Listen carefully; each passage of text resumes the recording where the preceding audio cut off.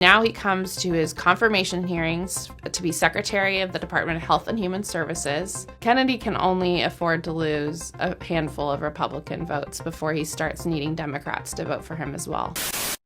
Roger, what are some of the roadblocks, not just in front of Bobby Kennedy, but the broader Maha movement as they come to Washington, D.C.? It kind of reminds me of when the Tea Party first arrived in D.C. and they found out how this town really works. Well, Jack, first of all, I think RFK moving into the Trump camp is the beginning of a national realignment. It's going to have profound effect on American politics for decades. I think it is followed by Tulsi Gabbard and other former Democrats or current Democrats like Governor Rod Blagojevich. In other words, if you have common sense, if you're against war, if you're for peace, if you're for free speech, and you think we ought to look into what our children are being fed and what's in it, as well as the safety and effectiveness of the drugs that are being pushed on us. That makes common sense. So I think there's a coalition, a national realignment, I guess I should say, going on here. I can tell you, because I worked as a Washington lobbyist for a number of years, that the power of Big Pharma on Capitol Hill is unparalleled. They have a deep history of contributions to all of these members of the Senate. And it's interesting to me that you have Mike Pence, who I think is rightfully a pariah in his own party, raised the question of Bobby Kennedy's views on life. Now, Robert Kennedy has a history of being, pro-abortion, but he's made it very clear that it's not his position he will be carrying out. It is President Trump's position, the most pro-life president in American history. And therefore, Robert Kennedy has already said that he would sublimate his personal views for the president's views. That's actually his job. What they're afraid of course, is that he's going to delve into big food and big pharma and start what has been a lifelong career of truth telling. And this petrifies them. Now, I must say, in full disclosure, RFK Jr. recently sent me one of his very narrow 1960 ties, and I cherish it. Has little elephants on it, which is kind of cool. I wore it for one of my Stone Zone shows the other day, and he thought it looked great. So did I. Don't know that I'll wear it again. But anyway, Lindsey Graham really should be gettable. I saw him say that he was planning to vote against RFK. The president has huge influence with him. I would hope that he would reassess his position. I would also hope, frankly, that there would be some Democrats out there, some Democrats in the Senate, who are concerned about the health of our children, who are concerned about chronic childhood disease, the rise of obesity among Americans. This is among the president's very best appointees. RFK is a man of enormous courage.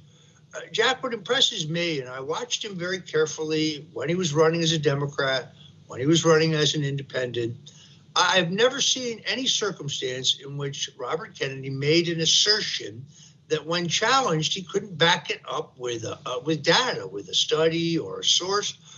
He's very smart. He's very tough. He's dedicated his life both to environmentalism and to public service. And he's openly talked about the fact that he prayed for this moment, that this moment would come, and it's here. So I think that he may, like Pete Hegseth, squeak by. But Big Pharma, very, very formidable on Capitol Hill, and they will roll out all the ammunition. People should not be distracted by Mike Pence raising the questions about RFK's views on abortion. The policies on abortion in every department of government will be set not by RFK, but by President Donald Trump, the most pro-life president in American history. Well, and Roger, that's where it really comes down to, because beyond just Bobby, it's the Maha movement and the Maha moms, who I love. Nicole Shanahan is great. My wife, Tanya Tay, is a huge lover of Maha. I think that Maha is potentially, I would say it's as equal in popularity in the United States as MAGA. I really do. I think it's just as big. And And I say that's a huge positive, but at the same time, they need to understand that there are billions and billions of dollars that are up against them. And so suddenly some senators who maybe they thought were friends with them are suddenly, when they get to Washington and they actually see how the votes go down, they might start to realize that the way this town works is just a little bit different. Well, Jack, I think you said the most important thing really in our first segment, which is if you live in Maine, you should call or email Senator Susan Collins. I've known Susan Collins for over 30 years. She's actually a very reasonable person. I don't agree with her on many, many things, but she is a person of integrity. Her feelings are deeply held. And she hasn't said that she's voting against Tulsi Gabbard. She says she's undecided, that she's still up in the air. So if you live in Maine, you should contact her if you feel strongly about Tulsi's nomination. So it is in South Carolina. Now, South Carolina is a little interesting.